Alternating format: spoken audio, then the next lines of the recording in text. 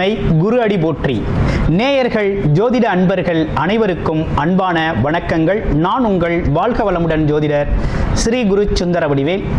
இப்போ பார்த்தீங்கன்னா 2025 செப்டம்பர் மாத பலாபலன்கள் ஒவ்வொரு ராசிக்கும் எப்படி இருக்கும், என்ன செய்யலாம், என்ன செய்யக்கூடாது, என்ன விதமான வழிபாடுகள் உகந்ததாக இருக்கும், நட்சத்திர பலன்கள் எப்படி இருக்குது அப்படிங்கிறதை பற்றி முழுமையாக நம்ம விரிவாக ஒவ்வொரு ராசிக்கும் நம்ம பார்க்க இருக்கிறோம். இந்த செப்டம்பர் மாதத்தோட நிறைய விஷயங்கள் நடக்க இருக்குது. அது என்ன அப்படின்னு பார்த்தீங்கன்னா, 4 கிரகங்களின் பெயர்ச்சி இருக்கக்கூடிய மாதம் அப்படின்னா அந்த செப்டம்பர் மாதம் தான். பார்த்தீங்கன்னா தொடர்ச்சியாக 13ஆம் தேதி செவ்வாய் பகவான் பயிற்சி ஆகிறார், செப்டம்பர் 13. செப்டம்பர் 14 அப்படிங்கிறது சுக்கிரன் பயிற்சி ஆகிறார். அடுத்து செப்டம்பர் 16 புதன் பகவான் பயிற்சி ஆகிறார். அடுத்து செப்டம்பர் 17 சூரியனும் பார்த்தீங்கன்னா அடுத்த ராசிக்கு பயணம் போகிறார். அப்போ இந்த காலகட்டத்தில் பல்வேறு விதமான மாற்றங்கள், கிரகத்தின் மாற்றம் எப்படி நடக்குது அப்படிங்கிறத பொறுத்து ஒவ்வொரு ராசிக்கும் பல்வேறு விதமான மாற்றங்களை, முன்னேற்றங்களையும் எதிர்பார்க்கக்கூடிய மாதமாக இந்த மாதம் அப்படிங்கிறது அமைஞ்சிருக்குது. எந்தெந்த ராசிக்கு எப்படி இருக்குது அப்படிங்கிறத விரிவாக தெளிவாக இப்போ நம்ம பார்க்கலாம். இப்போ உங்கள் ராசிக்கு எப்படி இருக்குது அப்படிங்கிறத பார்ப்போம். ராசி காலபுருஷனின் 4வது ராசியாக இருக்கக்கூடிய கடகராசி அன்பர்களுக்கு என்ன விதமான செப்டம்பர் மாத பலன்கள் இருக்குது அப்படிங்கிறத பார்க்குறோம். செப்டம்பர் மாதம் எடுத்துக்கிட்டோம்னாலே பார்த்தோம்னா இந்த மாதத்தில் ஒரு மிகப்பெரிய சிறப்பு என்ன அப்படின்னு கேட்டோம்னா, கிரகங்கள் 4 கிரகங்களின் மாற்றங்கள் ரொம்ப பல்வேறு விதமான நல்ல மாற்றங்களை ஏற்படுத்தியிருக்கு. கடகராசியை பொறுத்த வகையில் உங்களுடைய பல்வேறு விதமான சிரமங்களுக்கு இந்த வருஷம் சிரமங்கள் சார்ந்த விஷயங்கள் குறைஞ்சிருச்சு. ஆனால் இருந்தாலும் சில பேர் குடையில் மறுபடியும் அஷ்டமச்சனி நடக்கிறது மாதிரியே இருக்குது அப்படின்னு ஃபீல் பண்ணுறீங்க. அதுக்கு காரணம் என்னென்னா, உங்களுடைய பிறப்பு ஜாதகத்தில் என்ன தசாபத்தி அமைப்புகள் நடக்குது, பிறப்பு ஜாதகம் எப்படி இருக்குது அப்படிங்கிறதையும் பார்க்கணும். அது ரொம்ப முக்கியம். ஏன்னா கடகராசியை பொறுத்த வகையில் இந்த அஷ்டமச்சனி அப்படிங்கிற ஒரு விஷயம் கம்ப்ளீட்டாக பார்த்திங்கன்னா ரொம்ப கிளியராக உங்களுக்கு அதனால் இருந்த பாதிப்புகள் அப்படிங்கிறது விலகிருச்சு. ஆனால் இருந்தாலும் இந்த வக்ர காலத்தில் இந்த மாதிரி பிரச்சனைகள் வருமா அப்படின்னு பார்த்தோம்னா அப்படி வர்றதுக்கான வாய்ப்புகள் பெரும்பாலும் இல்லை. அதனால் அதெல்லாம் பார்த்து நீங்கள் பயப்பட வேண்டாம். இப்போ உங்களுக்கு நடந்துக்கிட்டு இருக்க ஒரே விஷயம் என்னென்னா, சுப செலவுகள் நிறையா இருக்குது. அதாவது நிறைய சுப செலவுகள் இருக்குது. வீடு கட்டுறது, இடம் வாங்குறது, வண்டி வாகனங்கள் வாங்குறது, அடுத்து பார்த்திங்கனாக்க அதாவது அத்தியாவசிய தேவைகள், ஏற்கனவே திட்டமிட்ட பெரிய விஷயங்களை அந்த காலத்தில் செய்கிறது அப்படிங்கிறது நடக்கும். ஆமாம், அதுலேயும் குறிப்பாக கடகராசி அன்பர்கள் குடும்பத்தில் பார்த்திங்கனாக்க மங்கள நிகழ்ச்சிகள் நடக்கிறது. ஆமாம், திருமண சுபகாரியங்கள் நடக்கிறது.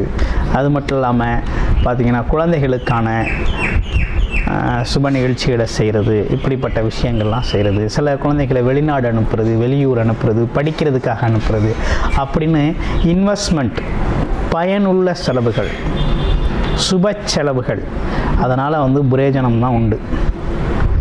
ஆமாம், புரேஜனம் உடைய சுப செலவுகளை நிறைய சந்திக்க வேண்டிய காலகட்டமாக இந்த கடகராசி அன்பர்களுக்கு இருக்குது. சரி, என்னென்ன விதமான இருக்குது, வேலை தொழில்னால் நல்லா இருக்குமா அப்படிங்கிறது தான் நம்மளோட மெயின் கேள்வி.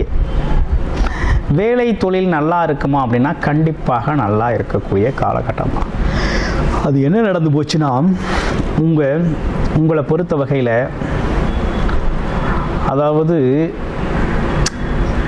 வேலை சார்ந்த அமைப்பு, தொழில் சார்ந்த அமைப்பு அப்படிங்கிறது உங்களுக்கு தொழில்காரகன் அப்படின்னு எடுத்துக்கிட்டோம்னாலே பார்த்தீங்கன்னாக்க இந்த காலகட்டத்தில் செவ்வாய் பகவான் தான் தொழிலை உங்களுக்கு நடத்தி கொடுக்க வேண்டிய அமைப்பு அப்படிங்கிறது இருக்குது.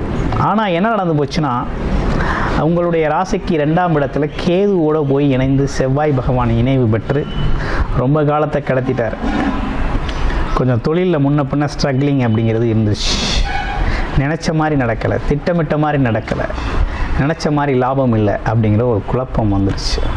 ஆனால் இருந்தாலும் மாற்றம் அப்படிங்கிறது நடந்துருச்சு. சரி, அந்த ஒரு மாற்றம் நடந்துருச்சு, பரவாயில்ல அப்படிங்கிற மாதிரி இருந்தாலும் 2 சூரியன், தனக்காரகன் குடும்பக்காரகன் சொல்லக்கூடிய சூரியன் போய் கேதுவோட பிடியில் போய் சேர்க்கிறாரு. புதன் அப்படின்னு சொல்லக்கூடிய 3 முயற்சி அதிபதி புதனும் போய் சேர்றாரு.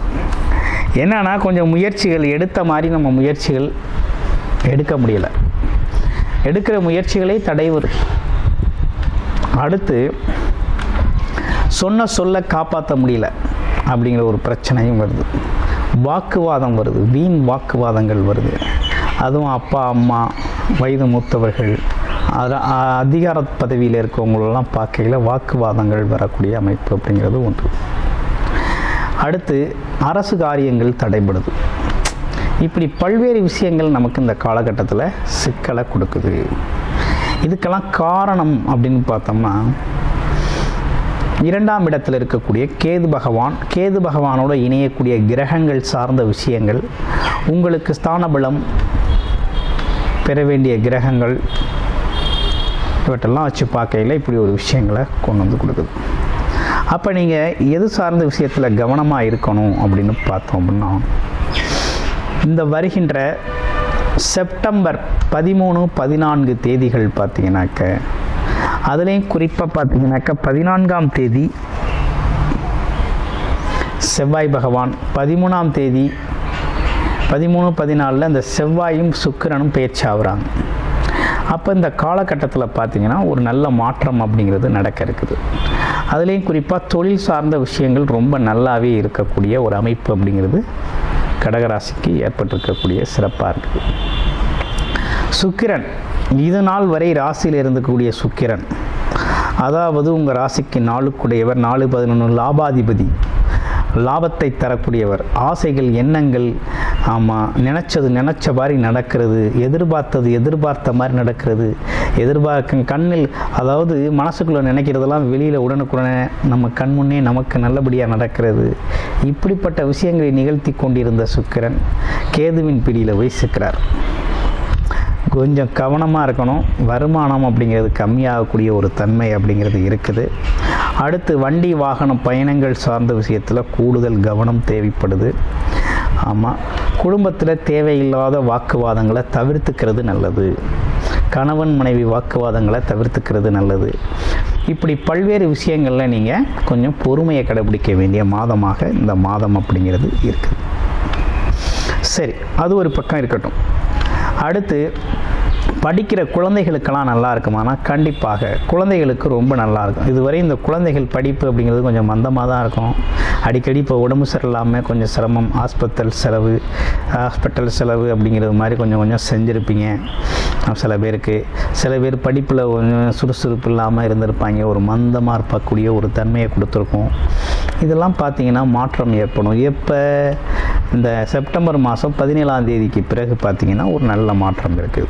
நல்ல படிப்பு இருக்கும், படிப்பு நல்லா வரும், உடம்பு ஆரோக்கியமாக இருக்கும்.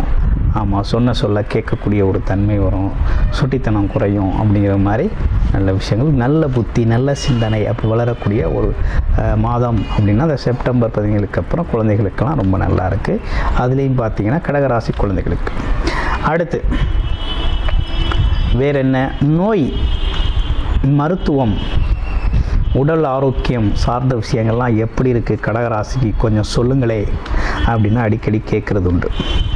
இப்போ கடகராசியை பொறுத்த வகையில் ஒன்றும் பெரிய நோய்வாய்ப்படுதல் அப்படிங்கிற மாதிரி ஒன்றும் பெரிய சிக்கல்கள் இப்போதைக்கு இல்லை. அடிக்கடி இந்த துரோட்டு சார்ந்த பெயின் வரும், காது மூக்கு தொண்டை இது சார்ந்த விஷயத்தில் மட்டும் கூடுதல் கவனம் எடுத்துக்கங்க. மற்றபடி வேறு ஒன்றும் பெரிய ஹெல்த் இஷ்யூஸ்க்கு இங்கே வேலை இல்லை. அதனால் அது சார்ந்து நீங்கள் போட்டு எதுவும் குழப்பிக்க வேண்டாம். அப்பாவோட உடல் ஆரோக்கியத்தில் கூடுதல் கவனம் எடுத்துக்கங்க. மற்றபடி எல்லாமே ரொம்ப சிறப்பாக இருக்குது. உங்கள் ராசியில் இருக்கக்கூடிய நட்சத்திரங்கள் அப்படின்னு எடுத்துக்கணும்னா, முதல் நட்சத்திரம் புனர்பூசம் நட்சத்திரம். புனர்பூசம் அப்படிங்கிறது மதிப்பு மரியாதையை அதிகமாக எதிர்பார்க்கக்கூடிய ஒரு தன்மை அப்படிங்கிறது உண்டு. இந்த காலகட்டத்தில் புனர்பூச நட்சத்திரத்துக்கு எப்படி இருக்குது அப்படின்னு பார்த்தீங்கன்னா, வேலைக்காக வெளிநாடு போகிறது, வெளியூர் போகிறது, ஆமாம், இடத்தை மாற்றிக்கிறது, இப்படிப்பட்ட விஷயங்கள்லாம் நடக்கும். புது தொழில் முதலீடுகள், மறைமுக வருமானத்திற்கான முதலீடுகளை செய்கிறது, இரண்டாவது மூன்றாவது வருமானத்தை உருவாக்குறதுக்கான முதலீடுகள் செய்கிறது, இப்படிப்பட்ட விஷயங்களுக்கெல்லாம் ரொம்ப சிறப்பை தருது. அது மட்டும் இல்லாமல் குடும்பத்திற்கான சுப செலவுகள் அப்படிங்கிறது தவிர்க்க முடியாத ஒன்றா இருக்கும்.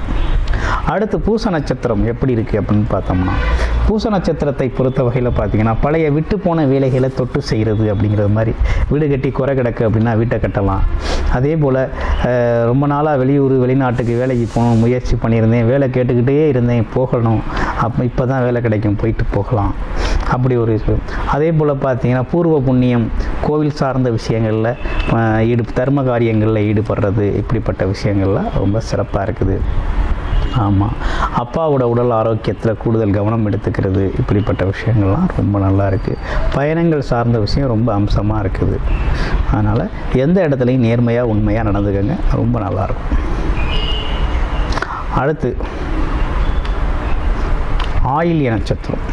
அறிவு கூர்மை அதிகமாக உள்ளவங்க, ரொம்ப சிந்தனை ஆற்றல், ஆமாம், மிகப்பெரிய புத்திசாலிகள் அப்படின்னு சொல்லலாம். அந்தளவுக்கு பார்த்திங்கன்னா, எல்லாத்தையுமே அறிவுபூர்வமாக பார்க்கக்கூடியவர்கள், லாப நோக்கத்தோடு பார்க்கக்கூடியவர்கள், ஆதாய நோக்கத்தோடு பார்க்கக்கூடியவர்கள் அப்படின்னு சொல்லலாம். யாரும் கோபப்பட்டுக்க வேணாம், உண்மையும் அதுதான். என்னென்னா, எந்த ஒரு பொருளை பார்த்தாலும் இது தனக்கு என்ன லாபம் தரும், இதால் நமக்கு என்ன பயன் அப்படிங்கிறத ஆராய்ச்சி செய்யக்கூடியவர்கள். பயன், இவங்களுக்கு ஏதாவது பயன் இருந்தால் மட்டும்தான் அந்த வேலையில் இறங்குவாங்க, இல்லைன்னா இறங்க மாட்டாங்க. அந்த மாதிரி அறிவு சார்ந்து இயங்கக்கூடிய ஒரு அமைப்பு அப்படிங்கிறது இருக்குது. மற்றபடி பார்த்திங்கனாக்க பொறுமை, நிதானம் அப்படிங்கிறது ரொம்ப அதிகமாக கடைப்பிடிப்பாங்க. நினச்ச காரியத்தில் ஜெயிக்கக்கூடிய ஆற்றல் உண்டு. அது எப்படி அப்படின்னு பார்த்தோம்னா, எடுத்த காரியத்தில் ஜெயிக்கிறதுக்காக என்ன வேணாலும் செய்வாங்க, எப்படி வேணாலும் அவங்கள வளைச்சிக்குவாங்க, முன்ன பின்ன வளைச்சி காலத்திற்கு ஏற்ற மாதிரி வளைச்சிக்கிட்டு அப்படி விட்டு கொடுத்து போய் இவங்க எடுத்த காரியத்தில் ஜெயிச்சுறது அப்படிங்கிறது, வெற்றி பெறுறது அப்படிங்கிறதுல ரொம்ப கண்ணும் கருத்துமாக இருக்கக்கூடிய அமைப்பு அப்படிங்கிறது ஆயில்ய நட்சத்திரத்துக்கு உண்டு. அப்போ இந்த காலகட்டத்தில் எப்படி இருக்குது அப்படின்னா, எடுக்கிற முயற்சிகள் வெற்றி அடையக்கூடிய அமைப்பு உண்டு, காலியிடம் வாங்கக்கூடிய அமைப்பு உண்டு, புத்திசாலித்தனம் அதிகரிக்கும். அது மட்டும் இல்லாமல் பார்த்தீங்கன்னாக்க வசதி வாய்ப்புகளை பெருக்கிக் கொள்ளக்கூடிய ஒரு தன்மை அப்படிங்கிறது ஏற்பட்டிருக்கு. ஆக மொத்தத்தில் இந்த மாதம் அப்படிங்கிறது மிகவும் சிறப்புக்குரிய மாதமாக கடகராசி என்பவர்களுக்கும் அமைஞ்சிருக்கு. உங்களுடைய பிறப்பு ஜாதகம் சார்ந்த விஷயங்கள் தசாபுத்தி அடிப்படையில் உங்களுடைய பிறப்பு ஜாதகத்தில் இந்த காலகட்டம் எப்படி இருக்குது, இந்த கோச்சார நிலைகள் எது சாதகமாக இருக்குது, பிறப்பு ஜாதகம் எது சார்ந்த விஷயத்துக்கு பார்த்திங்கன்னா சப்போர்ட் செய்யுது, எது சார்ந்த அடிப்படையில் இப்போ நான் இயங்கினா நல்லாயிருக்கும் அப்படிங்கிற மாதிரி உங்களுடைய பிறப்பு ஜாதகங்களை பார்த்து நீங்கள் தெரிஞ்சுக்கணும் அப்படின்னா டிஸ்பிளேயில் தர்ற நம்பருக்கு கால் பண்ணி அப்பாயின்மெண்ட் ஃபிக்ஸ் பண்ணிவிட்டு பார்த்து நீங்கள் தெரிஞ்சுக்கொள்ள முடியும். நன்றி, வணக்கம், வாழ்த்துக்கள்.